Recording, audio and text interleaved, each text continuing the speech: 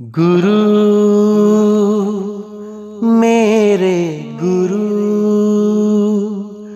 तेरे चरणों में शीस धरूं, करूं पूजा करूं, तेरे चरणों की पूजा करूं। कुछ ऐसी लगन तेरे सिमरन में है, तेरी भक्ति में है वो नशा। सारी दुनिया को मैं कर दूंगा जुदा, तेरे चरणों में दे जगह, तेरे चरणों में दे जगह, तेरे चरणों में दे जगह, दे जगह।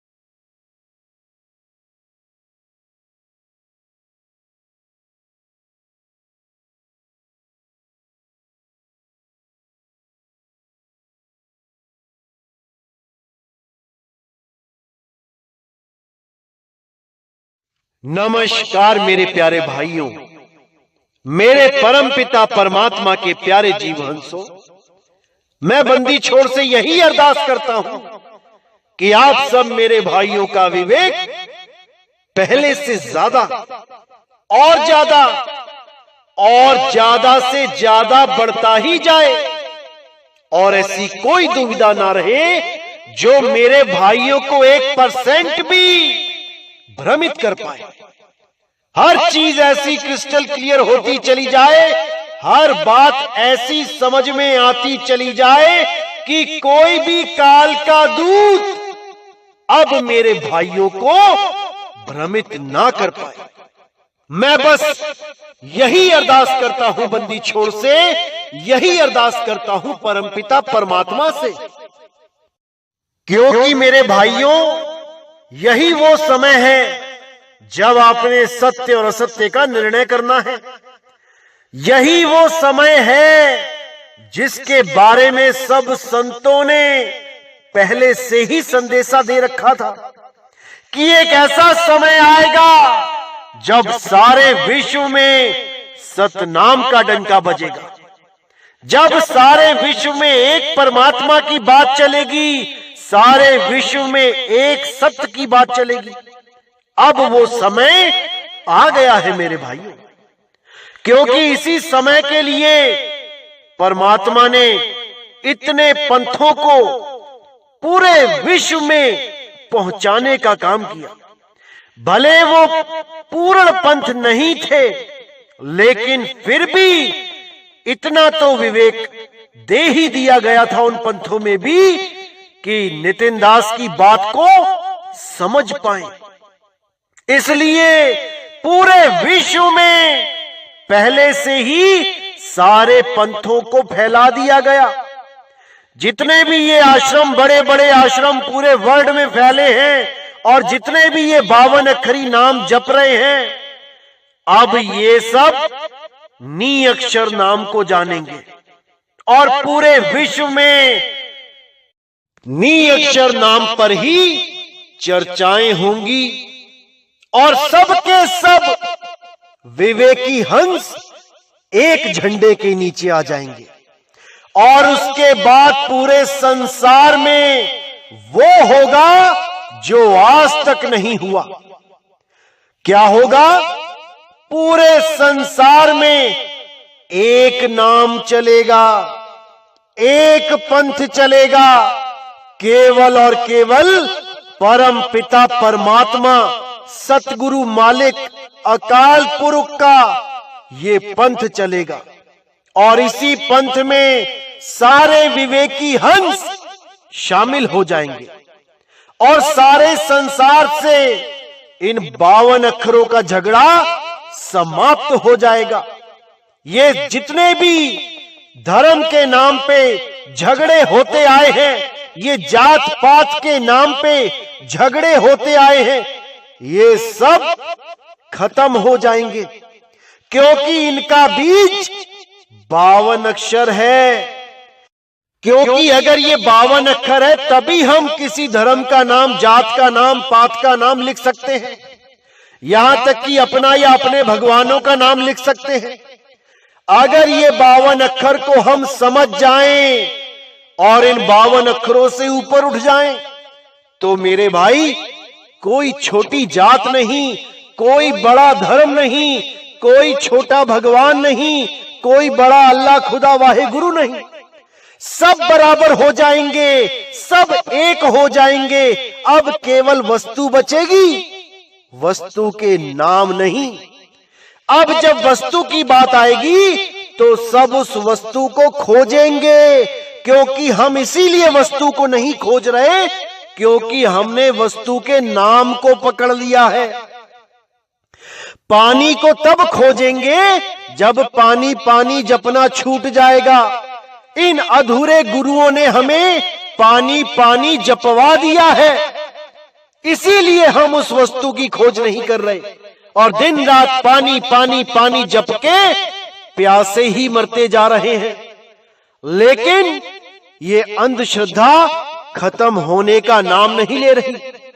दादा मर गए, परदादा मर गए, लकड़ दादा मर गए इसी पानी पानी को जप के, लेकिन किसी की प्यास नहीं बुझी और हम आस लगा के बैठे हैं कि हमारी बुझ जाएगी। अरे मेरे भाई, कभी नहीं बुझने वाली, क्योंकि साहिब ने बोला धन धन कहे जो धनिया होए तो निर्धनिया रहे ना कोई।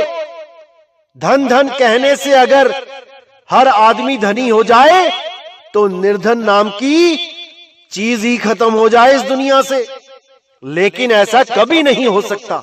धन धन करने से धन नहीं आता, पानी पानी जपने से पानी नहीं आता, और मालिक मालिक, राम राम, अल्लाह अल्लाह, वाहिगुरु वाहिगुरु, कबीर कबीर करने से परमात्मा नहीं मिलता। परमात्मा को समझना पड़ता है कि परमात्मा है क्या, पाना कैसे है, कहां मिलेगा, ये सब जानना पड़ता है, क्योंकि वो कहीं दूर नहीं है जो हम उसे ढूंढने के लिए जंगलों में निकल जाएं। अरे घट घट मेरा साइया, सुनी सेज न कोय, बलिहारी व घट की, जिस घट प्रगट होए वो हमारे बिल्कुल पास है, लेकिन हमें उसका स्वरूप नहीं पता, इसलिए हम उसको ढूंढ ही नहीं पाते। और जितने भी गुरु मिलते हैं इनको खुद नहीं पता होता कि परमात्मा का स्वरूप क्या है, तो ये खुद तो भ्रमित होते ही हैं, हमें भी कर देते हैं। इसीलिए बार बार कबीर साहब ने यही समझाया कि जब लग मिले नहीं शब्द वो साचा, अरे तब लग गुरु करो 10 पांचा। हम यहाँ पे शब्द की प्राप्ति के लिए आए हैं, ना कि गुरु बनाने के लिए, कि जिसने अगर कोई गुरु बना लिया तो वो सोचता है मैं तो छोड़ ही नहीं सकता। कई पंथों में तो किसी को पता लगता है कि किसी भगत ने गुरु चेंज कर लिया तो बड़ी हैरानी से देखते हैं, कहते कमाल है, गुरु भी कोई बदलने वाली चीज होती है। अरे गुरु तो पति होता है, शादी कर ली, पति मिल गया, बात खत्म, अब तो अगले जन्म में देखेंगे। अगर गुरु बदलना भी पड़ा तो एक जन्म में एक ही गुरु किया जाता है।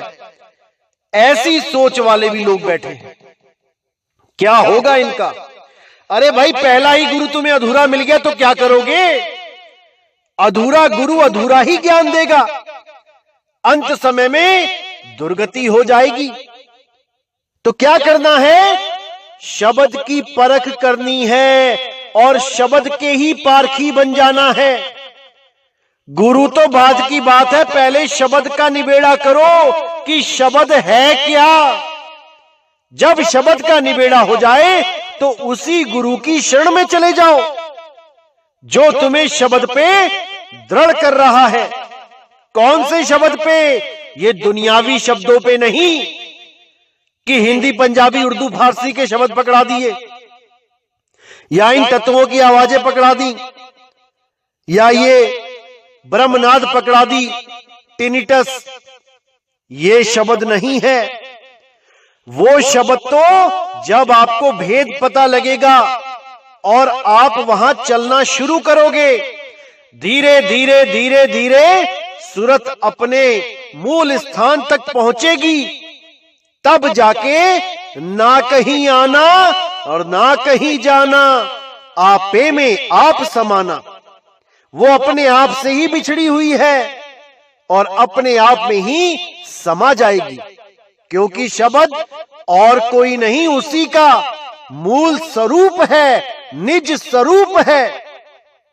इसीलिए साहिब ने बोला कि जो मेरा निज स्वरूप जानता है वो अपना स्वरूप भी जान लेगा, क्योंकि हमारा और तुम्हारा स्वरूप अलग नहीं है, एक ही स्वरूप है। और कबीर साहब का और परमात्मा का भी एक ही स्वरूप है। अरे सत्य स्वरूपी नाम साहिब का, सो निज नाम हमारा। जो मालिक का स्वरूप है वो कबीर साहब का नाम है, क्योंकि नाम ही स्वरूप है। लेकिन कई लोग ये गले से निकलने वाली आ आवाज को ही पकड़ लेते हैं, जो आ चल रही है, इसी को सत्य स्वरूप मान लेते हैं। अरे भाई, ये आवाज पैदा होती है और ये आवाज रुक भी जाती है। देखो तुम्हारे गले से निकली जब तुमने इच्छा की, और जैसे ही तुमने इच्छा खत्म करी इसको रोक दिया। बोल के देखो, आ,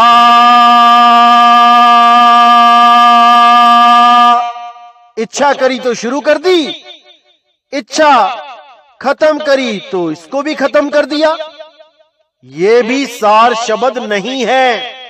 यही आवाज 52 अक्षरों में मिली हुई है।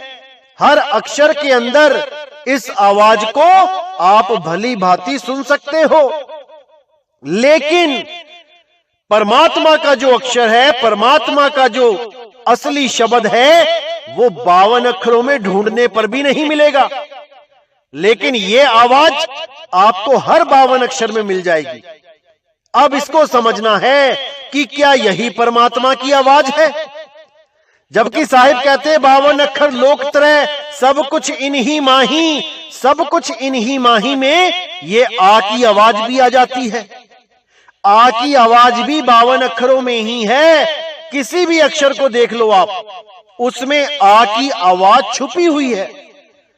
लेकिन जो परमात्मा का शब्द है वो इनमें नहीं।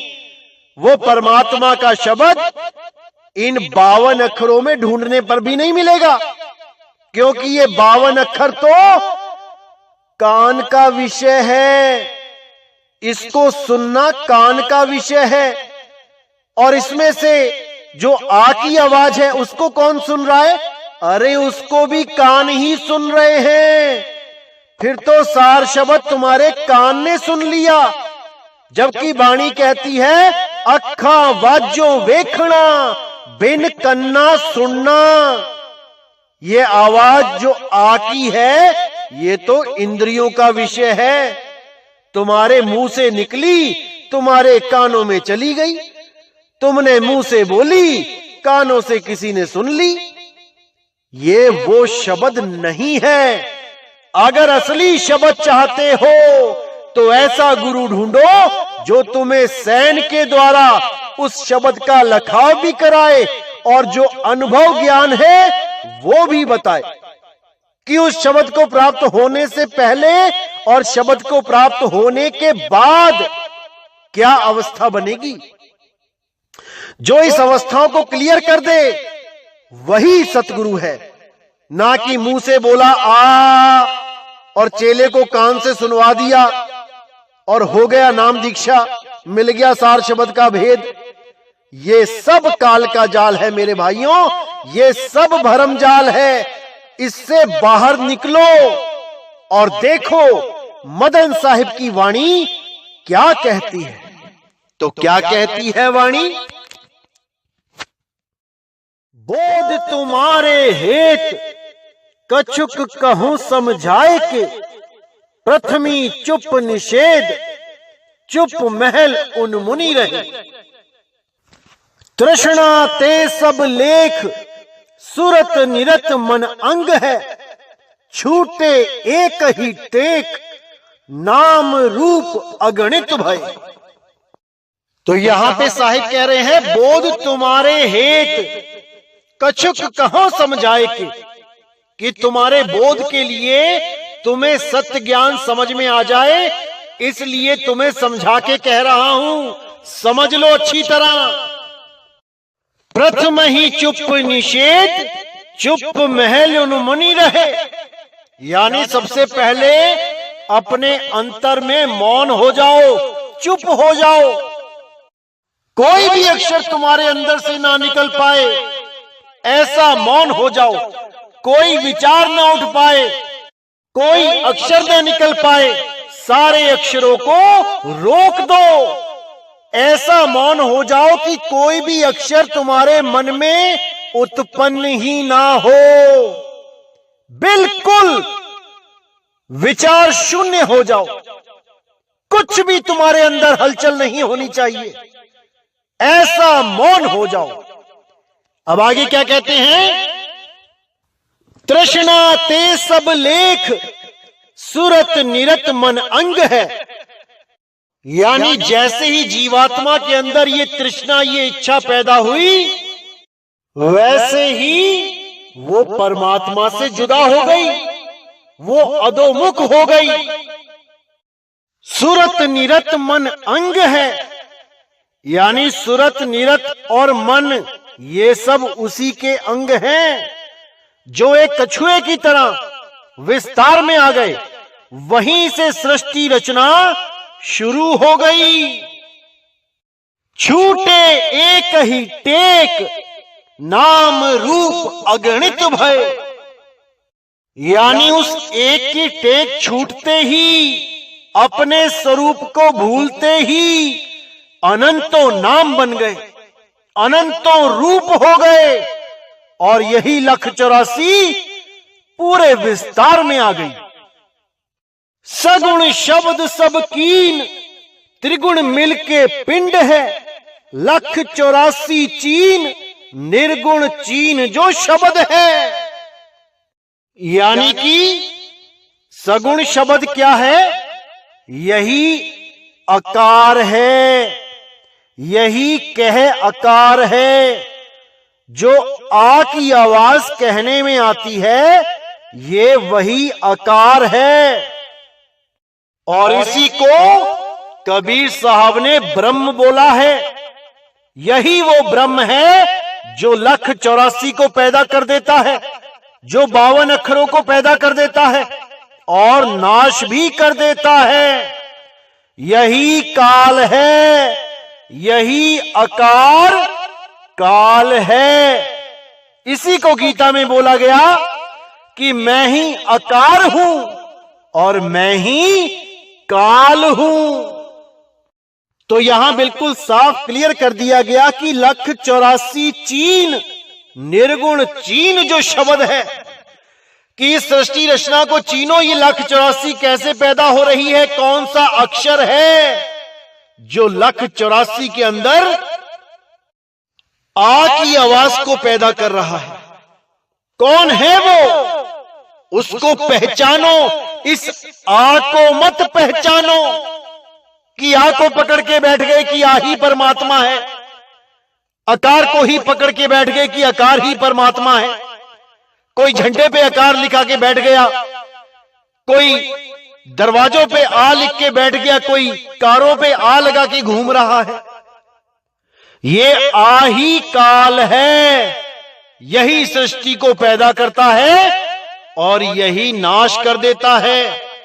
इस आकार को अच्छी तरह समझ जाओ मेरे भाइयों, समझ जाओ। ये गले से निकलने वाली आ की आवाज जो 52 अक्षरों में छुपा बैठा है, यही काल है। इसी को चीनो, तुम्हारी नजरों से बचना नहीं चाहिए। यही 52 अक्षरों को पैदा कर रहा है और यही नाश कर देता है। अब उसको चीनो जो इस आ को पैदा करता है। ये आ की आवाज कौन पैदा कर रहा है? उस अखंड नाद को चीनो, क्योंकि ये आ भी खंड है। ये भी तुम्हारे बोलने से आवाज निकलती है और तुम्हारे चाहने से बंद हो जाती है। अगर ये गले से निकलने वाला आ ही परमात्मा होता, ये आ ही सार शब्द होता, तो मेरे भाई ये कभी बंद ही ना होता। तुम भले मुंह बंद कर लेते, लेकिन तुम्हारे अंदर से ये आवाज 24 घंटे होती रहती। तब तुम इसे कह सकते थे कि ये सार शब्द है। लेकिन मेरे भाई, इसको तुम ही पैदा कर रहे हो और इसी के द्वारा 52 अक्षर पैदा हो रहे हैं। इसको समझ लो अच्छी तरह। हर अक्षर के अंदर ये छुप के बैठा है और कब ये अक्षर को पैदा कर देता है, कब अक्षर का नाश कर देता है, पता भी नहीं लगता। देखो कितने अक्षर तुम रोज बोलते हो और रोज उसका नाश भी कर देते हो, लेकिन समझ नहीं आता कि क्या हो रहा है, क्योंकि बहुत गुप्त तरीके से ये सृष्टि की रचना करता है और सृष्टि का नाश भी कर देता है। इसको पहचान जाओ मेरे भाइयों, इसको पहचान जाओ। यही काल है, इसको पहचान जाओ। क्योंकि नितिन दास के सत्संग सुन सुन के जीव जाग चुके हैं, 52 अक्षर को समझ चुके हैं, मंत्र तंत्र जंत्र को समझ चुके हैं। अब हम मंत्रों के नाम पे किसी को नहीं लूट पाएंगे, इसलिए अब मंत्रों को गलत बता के अब सार शब्द की महिमा गा रहे हैं। ऐसे ऐसे धुरंधर बैठ गए हैं यूट्यूब पे कि क्या बताऊं। लेकिन मेरे भाइयों, आपने पूरी परख करनी है। इन लोगों को फोन करके पूछना है कि आपका गुरु कौन है, आपको ज्ञान कहां से हो गया। 2018 से पहले आप इतने मंत्र देते थे, अब वो मंत्र छूट कैसे गए? किसने आपको बताया? कहां से आपको समझ में आया कि मंत्रों की साधना नहीं करनी है?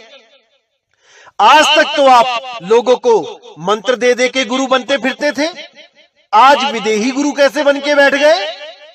मेरे भाइयों, परख आपने ही करनी है, ऐसे ही नहीं लग जाना किसी के पीछे। क्योंकि परमात्मा अगर कोई कार्य करता है तो बहुत सोच समझ के करता है। आखिर उन्होंने नितिन दास को क्यों चुना है? सत्य का प्रचार करने के लिए। आज इसका भी भेद खोल दिया जाएगा, क्योंकि बहुत से लोगों ने ये YouTube चैनलों पे फैला दिया है कि मदन साहिब को रंभदूत मिला था और मदन साहिब काल के दूत हैं। और प्रूफ क्या देते हैं? उनका नाम दिखाते हैं वाणियों में कि देखो मदन के बारे में क्या बोला है वाणियों में। मदन को मार दो, मदन को फूंक दो, मदन को छोड़ दो। ऐसे करके साबित करते हैं कि मदन साहिब के बारे में वाणियों में जिक्र है कि इसको त्याग दो, इस पंथ को छोड़ दो। इन मूर्खों को कौन समझाए कि मदन का अर्थ होता है काम, काम वासना।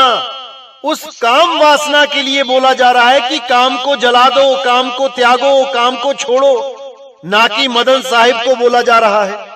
लेकिन जो भोले जीव होते हैं वो बेचारे सोचते हैं कि हाँ भाई, ये तो कबीर वाणी में मदन को छोड़ने के लिए बोला गया है। ऐसे ये काल के दूत इन भोले जीवों को भरमा देते हैं। इनको नाम का अर्थ ही नहीं पता है कि मदन का क्या अर्थ होता है, और ये उन वाणियों को मदन साहिब पे फिट करके जीवों को भरमा देते हैं। और भोले जीव बेचारे क्या करें, भ्रमित हो जाते हैं। तो मेरे भाइयों, आज समय आ गया है कि इनकी व्याकरण सुधार दी जाए, थोड़ा इनको समझाया जाए कि शब्दों के अर्थ क्या होते हैं और शब्दों के मतलब क्या होते हैं। आज इनको समझाया जाएगा, आप भी समझें।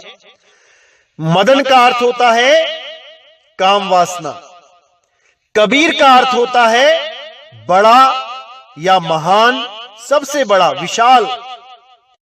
और कबीर नाम का जो भाव होता है वो क्या होता है? कक्का केवल नाम है, बब्बा ब्रह्म शरीर, रारा सब में रम रहा, वाको नाम कबीर।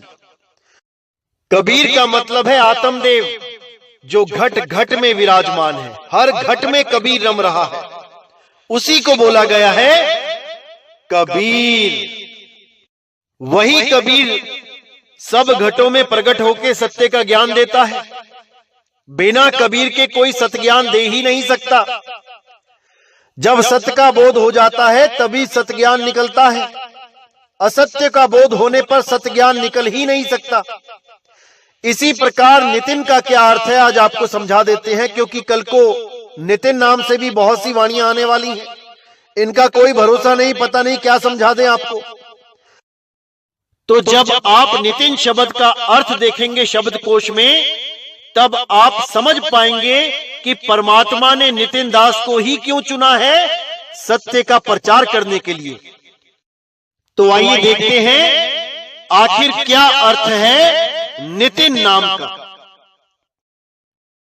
तो यहां पर भी साफ लिखा गया है, जब जीवात्मा के अंदर अहंग तरुण तृष्णा की जागृति हुई, तभी से उसकी सूरत निअक्षर सार शब्द परमात्मा से हटकर स्वरूप गत हुई। स्वरूप से हटकर सूरत अर्ध होकर इस चैतन्य आत्मा के अगणित नाम और रूप हो गए। सगुण अर्थात शर आकार। शर आकार का मतलब क्या है? वो आकार यानी वो आ की आवाज जो पैदा भी होती है और जिसका नाश भी हो जाता है। यानी जो हमारे गले से आवाज पैदा हो रही है आ की, और ये बंद भी हो जाती है, इसको शर आकार कहते हैं।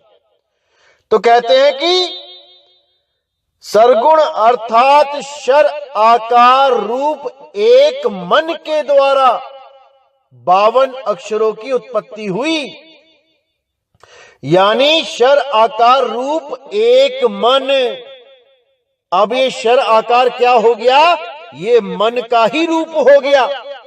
यही मन है, यही ब्रह्म है। इसी से 52 अक्षर पैदा होते हैं। ब्रह्म से ही सृष्टि पैदा होती है, ब्रह्म ही सृष्टि का नाश करता है। तो ये जो आकार है, आ अक्षर, ये मन हो गया। इसी मन से 52 अक्षर पैदा हुए। तो आगे बोल भी रहे हैं कि एक मन के द्वारा 52 अक्षरों की उत्पत्ति हुई, अर्थात आ से 52 अक्षर बने।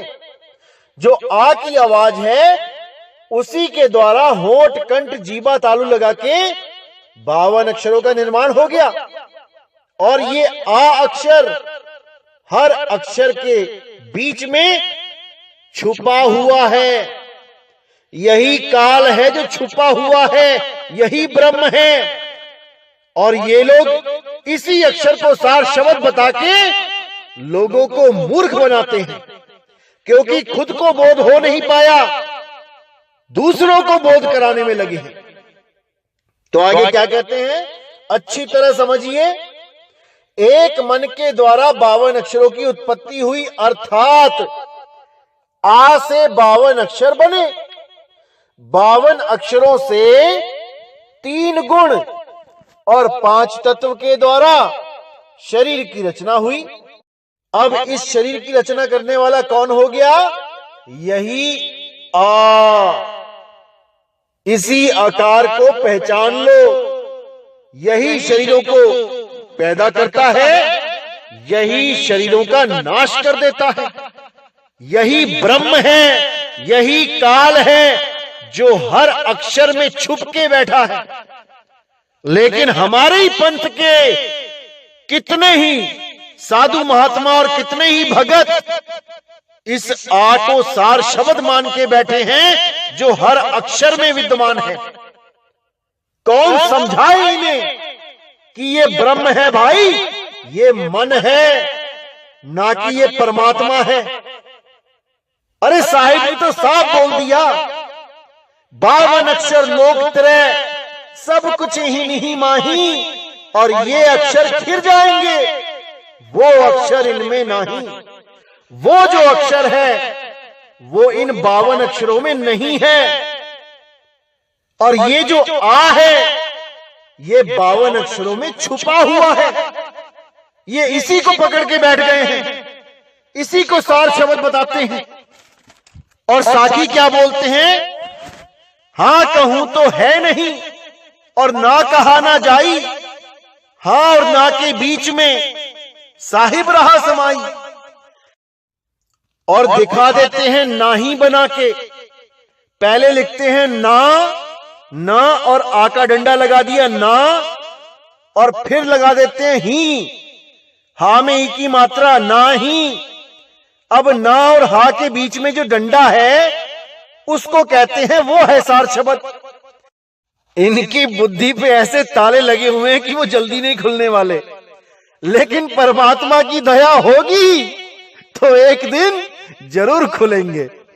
तो ऐसे ही ये लोग भरमा भरमा के लोगों को इसी काल की साधना करवा रहे हैं, इसी ब्रह्म की पूंछ पकड़ा के बैठा दिया है सबको। अब साहिब कह रहे हैं ब्रह्म बड़ा की जहां से आया। अरे तुम इस आकार के पीछे पड़े हो, झंडे पे आ लिख के बैठे हो, ये आ लिखा किसने है, ये आ बोला किसने है, ये आया कहां से, उसकी खबर नहीं है। उसकी खबर हो जाए तो ये लिखा पढ़ी का खेल ही खत्म हो जाए। अरे लिखा पढ़ी का है नहीं, और देखा देखी की बात, दूल्हा दुल्हन मिल गए और फीकी पड़ी बारात। ये आ बोलना, आ लिखना, ये सब काल का जाल है, ये सब आंखों का, मुंह का, कान का, ये इन इंद्रियों का जाल है मेरे भाई। समझ जाओ मेरी बात को, समझ जाओ। तो यहां पर तो आगे भी साफ लिखा है कि सृष्टि रचना का रहस्य भी यही है। इस शरीर रचना को भली प्रकार जान लो। आ जो अक्षर रूप, मन रूप, निराकार रूपी शब्द है, कितना क्लियर यहां पे लिख दिया है कि आ क्या है, मन है, काल है, अक्षर रूप है, निराकार रूप है, यही आ, यही काल है। तो यहां पे साफ बोल दिया कि आ जो अक्षर रूप, मन रूप, निराकार रूपी शब्द है, इससे ही यह सृष्टि संकल्प विकल्प के माध्यम से नाना रूपों में दिखाई दे रही है। मन के माध्यम से उत्पन्न इच्छा रजोगुण रूप है, यानी जैसे ही आपने इच्छा करी और आ बोला तो वो रजोगुण में आ गया। जो आ अक्षर मन शुद्ध रूप है वह सतोगुण है। इस अवस्था को ही आदि ब्रह्म या ज्योति स्वरूप भी कहते हैं। बिल्कुल क्लियर हो गया कि आ अक्षर क्या है, मन शुद्ध रूप है, यानी आ में कोई मिलावट नहीं है। आ खुद में ही एक अक्षर है और बिना मिलावट का है, यानी निर्गुण निराकार है, और यही शुद्ध मन का रूप है। इसी को ब्रह्म बोला गया है। अब आगे क्या लिखा है कि आ शब्द ही सत्य अक्षर आत्मा का चैतन्य रूप है। अब गलती यहां पे हो गई है, क्योंकि ऊपर बोल दिया कि आ अक्षर मन का शुद्ध रूप है, और नीचे बोल दिया आ शब्द अक्षर आत्मा का चैतन्य रूप है। आ को ही मन बता दिया, आ को ही आत्मा बता रहे हैं। अब गलती क्या है यहां पे कि यहां पर आ से पहले अकह लिखना चाहिए था कि अकह आत्मा का रूप है और कह जो गले से बोला गया वो मन का रूप है। बात यहां पर आनी चाहिए थी, लेकिन यहां पर अकह ना लिखने के कारण लोगों को यह भ्रम हो गया कि ही आत्मा का स्वरूप है, जबकि आत्मा का स्वरूप अकह है। वो कहा नहीं जा सकता, वो बोला नहीं जा सकता, लिखा नहीं जा सकता, पढ़ा नहीं जा सकता।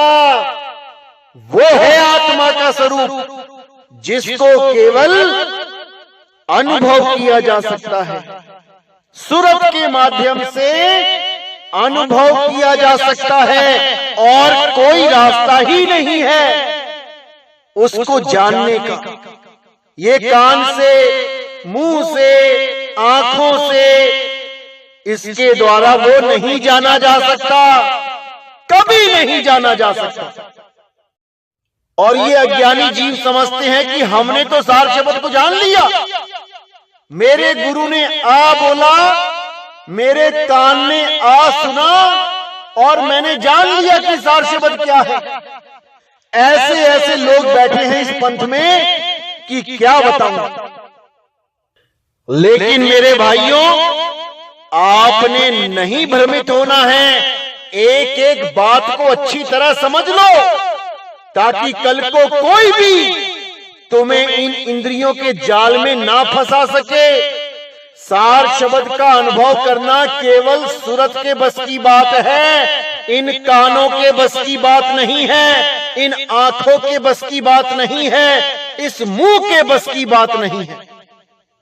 इसीलिए वाणी में बोला गया, अखा वाजो वेखना बिन कन्ना सुनना, पैरा वाजो चलना बिन हथा करना, अरे जीवा वाजो बोलना यू जीवित मरना, नानक हुक्म पछाण के तो खसमे मिलना। यानी वो शब्द ना तो आंखों का विषय है, न कान का, न हाथ का, न मुख का, इन इंद्रियों का विषय है ही नहीं। वो तो केवल सूरत के द्वारा सैन मिलने पर, भेद मिलने पर, सूरत को स्थिर करने पर अपने आप प्रकट होता है और उसको अनुभव करके आत्मा तृप्त हो जाती है। जैसे जन्मों जन्मों के प्यासे को किसी ने जी भर के पानी पिला दिया, अब वो किससे क्या बोले कि कैसा अनुभव हो रहा है। अरे गूंगे के मुंह में गुड़ डाल के उससे क्या पूछते हो कि कैसा लग रहा है, उसका डांस देखो कि वो कितने आनंद में है। तो मेरे भाई, ये आंख, कान, मुंह इंद्रियों का विषय नहीं है। तो देखते हैं अगली पंक्ति क्या कहती है। आत्मा का स्वरूप अकह है, वो कहा नहीं जाता। तो केवल इसलिए लिख दिया जाता है कि में कोई मिलावट नहीं होती। अकेला ही अपने दम पर है, इसलिए अकह के साथ लगा दिया जाता है, अकार लगा दिया जाता है, लेकिन आगे फिर भी अकह लिखा होता है, यानी कहो मत, उसको कोई नहीं कह सकता। वो अकह है और की तरह अटूट है।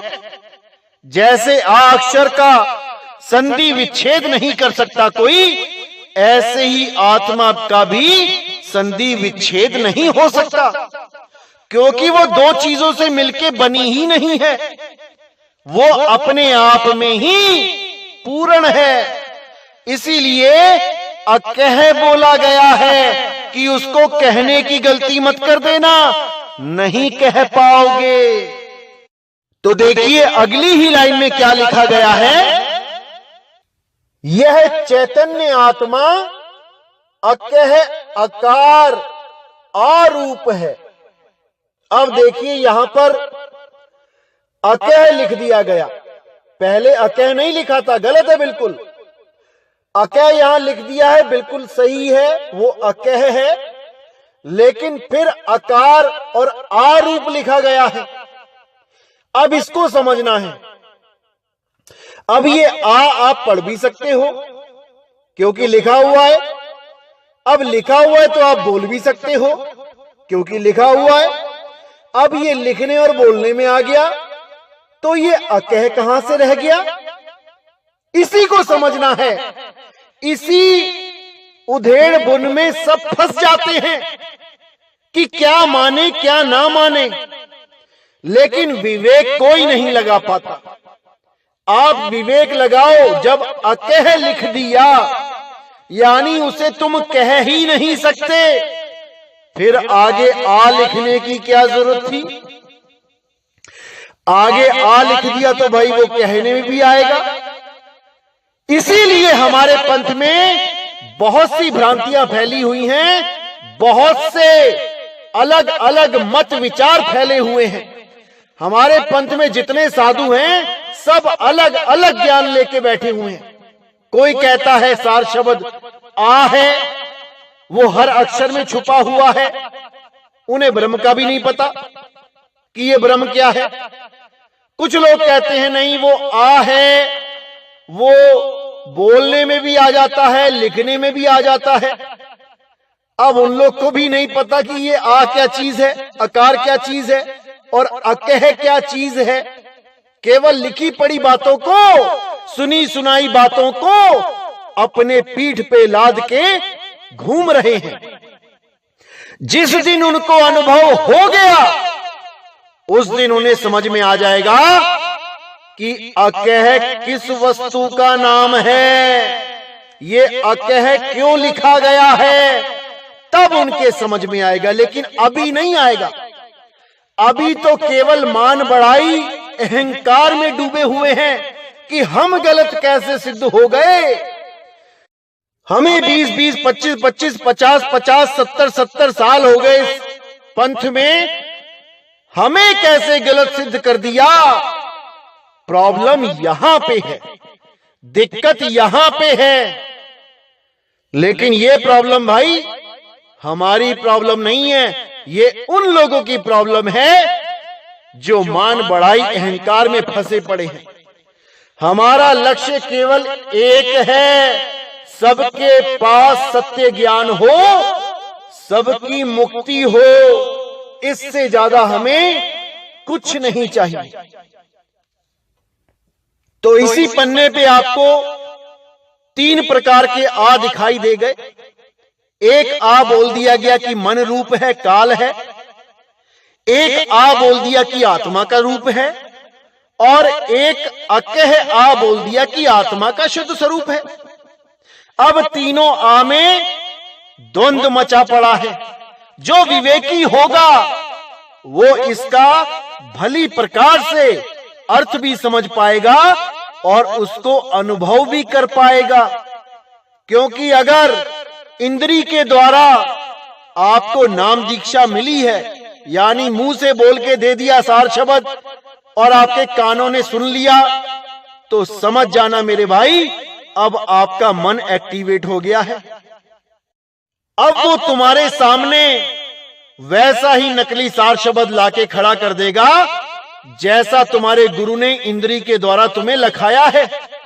क्योंकि इंद्रियों से परे का शब्द इंद्रियों के द्वारा लखाया ही नहीं जा सकता। तो आगे देखते हैं अगली पंक्ति क्या कहती है वाणी की। सरगुण की है खान, श्रवण चक्षु मुख जान ले, तीनों गुण में हान, कोई शूर न्यारा रहे। अब इतना क्लियर बता दिया यहां पे कि सरगुण की है खान, जो सरगुण साकार शरीर है उसकी खान है ये। श्रवण चक्षु मुख जान ले। श्रवण यानी कि कान, चक्षु यानी आंख, और मुख यानी मुंह। यानी इस दुनिया से कनेक्ट रहने के लिए ये 3 इंद्रियां बहुत जरूरी हैं। अगर ये 3 इंद्रियां ना हो तो इस दुनिया से कनेक्शन नामुमकिन सा हो जाता है। ना तो आप किसी को देख पाओगे, ना आप किसी की बात सुन पाओगे, और ना ही अपनी कोई बात किसी से कह पाओगे। तो दुनिया में कनेक्ट रहने के लिए ये 3 इंद्रियां बहुत जरूरी हैं।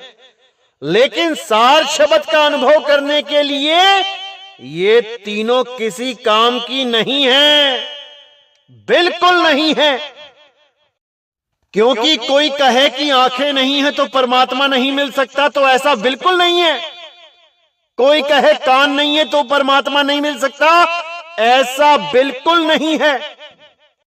और कोई कहे कि मुंह नहीं है, राम राम नहीं जप सकते, तो परमात्मा नहीं मिल सकता, तो ऐसा भी नहीं है। क्योंकि परमात्मा इंद्रियों से परे है और गुरु सैन देता है सूरत को, ना कि कान को, आंख को, मुंह को। इसीलिए बोला गया है अगली ही लाइन में कि तीनों गुण में हान कोई शूर न्यारे रहे। यानी तीनों गुणों में, रजोगुण में जो इच्छा हुई, आ बोला, उसमें जो उसी आ से 52 अक्षर पैदा हुए उसमें, और ये कान, आंख, मुख में, इन सब में जो भी उलझ गया वो कभी मुक्त नहीं हो सकता।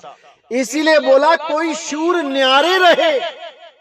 इन सब से कोई शूरवीर ही न्यारा रह सकता है, और वही शूरवीर इन इंद्रियों को जीत के सदा सदा के लिए अपने मूल में समाएगा, अपने शब्द गुरु में लीन होगा, अपने सत्य स्वरूप में स्थित हो जाएगा।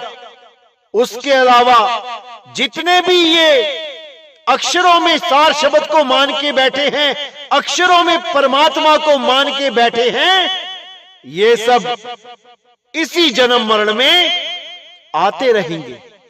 और धीरे धीरे धीरे आने वाले जन्मों में भक्ति करते करते विवेक जगेगा, तब जाके नितिन दास की बात को समझ पाएंगे, तब जाके मुक्ति पद को प्राप्त कर पाएंगे।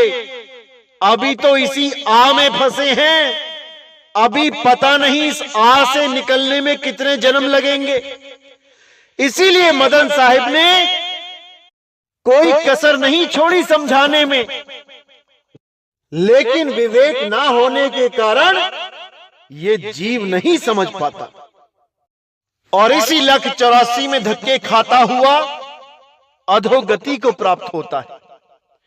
इसीलिए मैं बार बार कहता हूं कि जल्दबाजी में कभी भी कहीं भी नाम नहीं लेना चाहिए। पहले मूल ज्ञान समझ लो कि ये ज्ञान है क्या।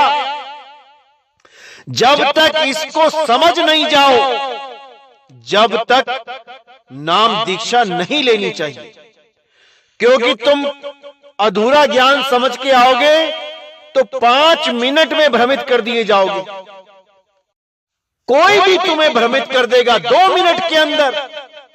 लेकिन अगर तुमने हमारे ज्ञान को अच्छी तरह समझ लिया तो मेरे भाई, इस पूरे ब्रह्मांड में ऐसा कोई नहीं जो तुम्हें भ्रमित कर पाए। क्योंकि तुम्हारा विवेक इतना जागृत हो जाता है कि अब नीर खीर का निबेड़ा तुम खुद करते हो। अब तुम्हें किसी के सहारे की जरूरत नहीं है। अब तुम ही सत्य असत्य का निर्णय करते हो और तुम ही नितिन हो जाते हो। नितिन हो जाना है। नितिन का अर्थ होता है जज, और जज ही सत्य असत्य का निर्णय करता है। वकील तो केवल दलीलें देते हैं, सबूत पेश करते हैं, फैसला जज ही देता है। ऐसे ही विवेकी अविवेकी दोनों आएंगे तुम्हारे जीवन में, अपनी अपनी दलीलें लेके, अपने अपने सबूत लेके, ग्रंथ उठा के दिखाएंगे तुम्हें, देखो यहां ये लिखा है, देखो यहां वो लिखा है। लेकिन आखिरी फैसला तुम करोगे। अगर विवेकी होगे कोई बेवकूफ नहीं बना पाएगा, क्योंकि वकील भी जज को बेवकूफ बनाने की कोशिश करता है। वकील को पता होता है कि जो मेरे पास आया है कत्ल इसी ने किया है, क्योंकि वो सब सच उगलवा ही लेता है पहले ही कि भाई जो कुछ भी हुआ है मुझे बता दो, सब कुछ जान लूंगा तभी लड़ूंगा केस, तभी जीत पाऊंगा। अगर मुझसे कुछ छुपाओगे तो सामने वाला वकील कहीं ना कहीं मुझे गलत सिद्ध कर देगा। तो झूठ होते हुए भी जज के सामने सच्चा होने का दावा करता है ये वकील।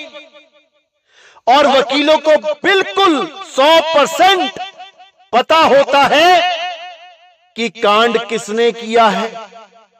अरे बेकसूर को भी फांसी चढ़वा देते हैं ये, जानते हुए कि ये बेकसूर है, और कसूरवार को बाइज्जत बरी करवा देते हैं, जानते हुए कि ये कसूरवार है।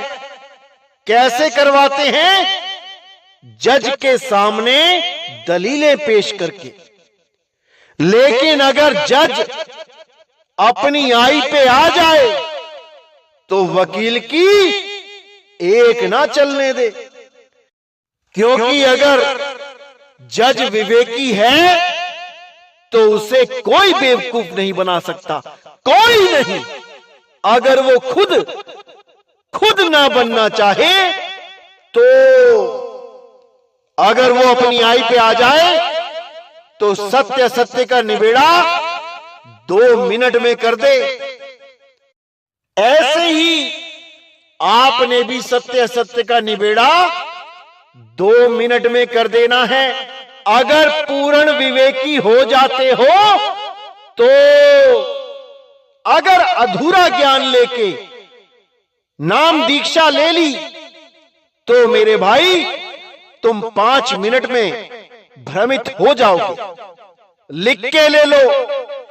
इसीलिए पहले सत्संग को 100 बार सुनो, इतनी बार सुनो कि हर चीज तुम्हें समझ में आने लग जाए। मेरे बोलने से पहले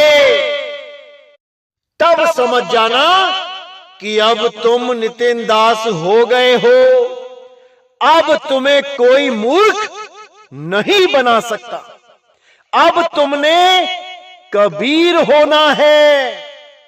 धीरे धीरे धीरे जब भजन पे बैठोगे, सिमरन पे बैठोगे मालिक के, परमात्मा ऐसी दया करेंगे कि तुम्हारा ध्यान धीरे धीरे धीरे धीरे करके एकाग्र होने लगेगा। और जब वो पूर्ण एकाग्र हो जाएगा तब तुम उसको अनुभव कर पाओगे जिसको ढूंढने के लिए जन्मों जन्मों से भटक रहे हो। तब वो परम आनंद की अनुभूति होगी और ये दुनिया तुम्हें फीकी लगने लग जाएगी। इस दुनिया से तुम्हारा मोह भंग होने लग जाएगा। तब समझ जाना कि अब वो दिन दूर नहीं जब इस देह को त्याग के सदा सदा के लिए उस परम पिता परमात्मा में एक मेक हो जाएंगे। अब वो दिन दूर नहीं। अब बार बार जन्मना मरना नहीं पड़ेगा। इसको अच्छी तरह समझ जाओ मेरे भाइयों, अच्छी तरह समझ जाओ। तो इसी आकार के लिए और भी जगह इसी ग्रंथ में देखिए क्या बोला गया है। और ये भगत जो आकार को ही परमात्मा मान के बैठ गए हैं, आ की आवाज को जो गले से निकल रही है और हर अक्षर में छुपी हुई है, उसी को सत्य मान के बैठे हैं। अब उस आकार को क्या बोला गया है? अपनी आंखों से देखिए, क्योंकि अपनी आंखों से देखोगे तभी यकीन होगा। मेरे बार बार बोलने से भी यकीन नहीं होगा आपको। आइए देखते हैं क्या बोला गया इस आकार को। तो यहां पे बिल्कुल साफ लिखा गया है कि आत्मा रूपी चूहे की नाव को चलाने के लिए 52 वर्ण रूपी बिल्ली को नाविक बनाया गया है। आत्मा रूपी मेंढक की रक्षा के लिए 52 वर्ण रूपी सर्प को पहरेदार नियुक्त किया गया है। यहां यानी आकार रूपी बैल से स्वर व्यंजन पैदा हो रहे हैं। अब यहां पे आपने विचार करना है, ये स्वर व्यंजन किससे पैदा हो रहे हैं? आकार रूपी बैल से। बैल बोला है, बैल। और क्यों बोला है? क्योंकि जितने भी अक्षर पैदा हो रहे हैं आकार से ही पैदा हो रहे हैं। और मदन पंथ में हर अक्षर के बीच में जो आकार छुपा है उसी को सार शब्द बता दिया जाता है कि वो सार शब्द है जो सब अक्षरों में रमा हुआ है। अरे भाई आंखें खोल के देखो क्या लिखा है, आकार रूपी बैल। तुम बैल को ही गाय बना के बैठ गए और दिन रात दो रहे हो। देखो क्या लिखा है, आकार रूपी बैल से स्वर व्यंजन आदि पैदा हो रहे हैं तथा आत्मा रूपी गाय बांझ हो गई है। अब तुम्हें गाय का पता ही नहीं है कि वो है क्या, और तुम बैल के नीचे बाल्टी लगा के बैठे हो दूध निकालने के लिए। क्या दूध निकालोगे और क्या चाय पियोगे उसकी? क्योंकि तुम्हें गाय का आता पता ही नहीं है कि गाय है क्या। अगर गाय का आता पता होता तो ये कभी ना कहते कि हर अक्षर के बीच में जो आकार यानी आ की जो आवाज है वो सार शब्द है, कभी ना कहते। लेकिन तुम्हें आत्मा का ज्ञान ही नहीं है, इसीलिए इन अक्षरों में छुपे आकार को, ब्रह्म को ही आत्मा की आवाज घोषित कर देते हो। जबकि यहां पे बिल्कुल क्लियर कर दिया गया है कि आकार रूपी बैल से स्वर व्यंजन आदि पैदा हो रहे हैं तथा आत्मा रूपी गाय बांझ हो गई है। 52 वर्णों रूपी बछुआ को 3 पहर दूहते हैं, अर्थात 52 वर्णों के द्वारा निर्मित मंत्र आदि के माध्यम से सुबह दोपहर शाम अर्चना वंदना आरती पूजा नमाज आदि के रूप में पढ़ते हैं। आत्मा रूपी सिंह नित्य प्रति 52 वर्ण रूपी सियार से लड़ता है, अर्थात आत्मा बलिष्ठ होकर भी निर्बल सियार रूप 52 अक्षरों के माध्यम से आत्म कल्याण की भिक्षा मांगती है। इसको अच्छी तरह 10 बार पढ़ो, तब समझ में आएगा कि बैल क्या है और गाय क्या है। गाय अकह है, उसको कहा नहीं जा सकता। बैल आकार है, उसको बोला जा सकता है, और वही 52 अक्षरों को पैदा कर रहा है। और ये अज्ञानी जीव क्या बोलते हैं कि हर अक्षर में सार शब्द छुपा हुआ है। ये इसी आकार को, इसी आ की आवाज को सार शब्द मान के बैठे हैं, गाय मान के बैठे हैं, जबकि इसी ग्रंथ में नाम प्रकाश में उसे बैल बोला गया है। लेकिन ये इन अविवेकी लोगों को समझ में नहीं आने वाला। बस झगड़ा करवा लो जितना करवाना है, लेकिन बुद्धि के ताले कभी नहीं खुलने वाले, कभी नहीं। तो मेरे भाइयों पूरा विवेक लगा के रखना है, पूरा विचार करना है। नितिन दास आपको क्या समझाना चाहता है, क्या बताना चाहता है, अच्छी तरह समझना है, क्योंकि यही जन्म मिला है समझने के लिए। अगर सूरत इन 52 अक्षरों में बसे हुए आप लगी रह गई तो मेरे भाई तुम्हें गर्भ जून में जाने से कोई नहीं रोक पाएगा।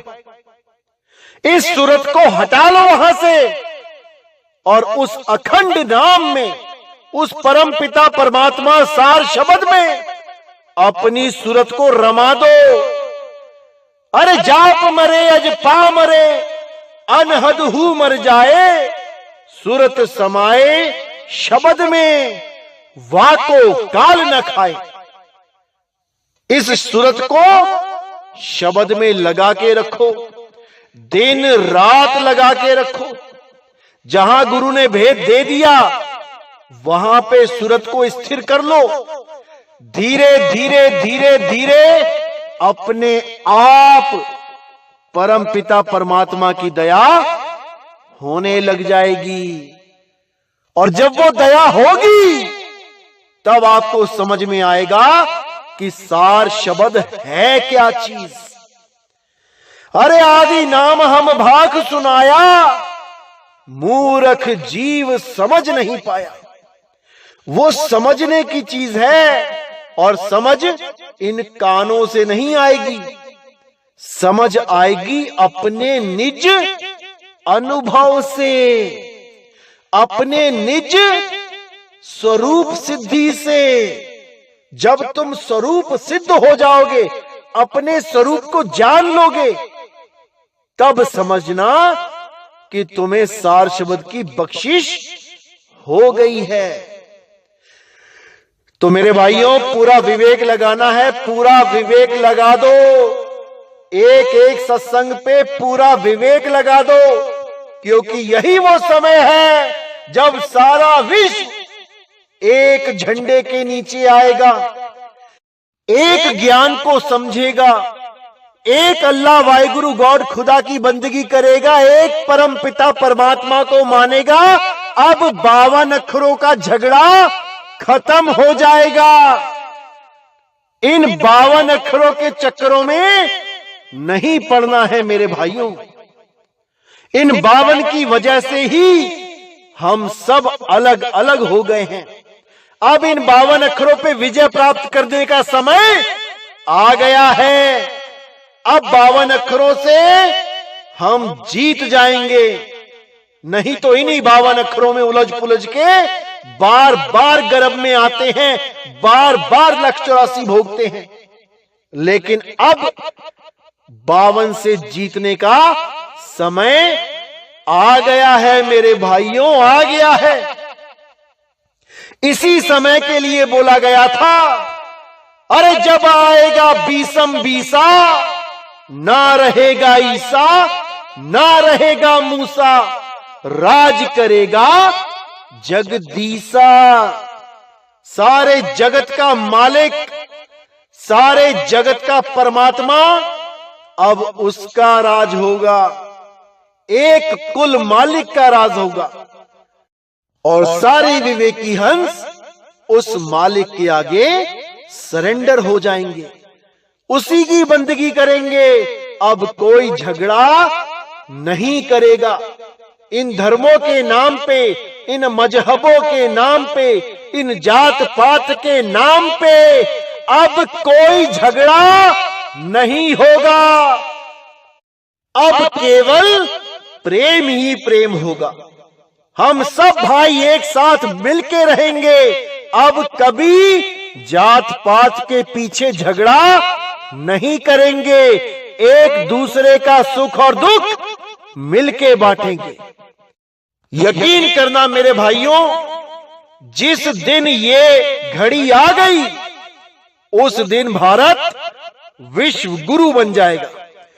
कोई भी इसके सामने टिक नहीं पाएगा, क्योंकि हमें बाहरी दुश्मन तब कमजोर कर सकते हैं जब हम अंदर से कमजोर हो।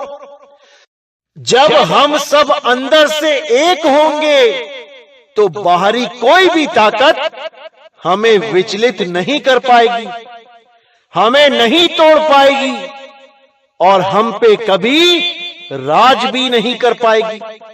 लेकिन दुविधा यह है कि हमें रास्ता दिखाने वाले ही हमें हिंदू मुस्लिम कह के लड़वा देते हैं, हमें अलग अलग जात पात के झांसे में, धर्म के झांसे में लेके एक दूसरे का दुश्मन बना देते हैं। और ये सब होता है केवल 52 अक्षरों की वजह से। ये 52 अक्षर हटा दो, सारी जात पात खत्म, सारे धर्म खत्म, सारे भगवानों के नाम खत्म, अल्लाह वाहिगुरु के नाम खत्म।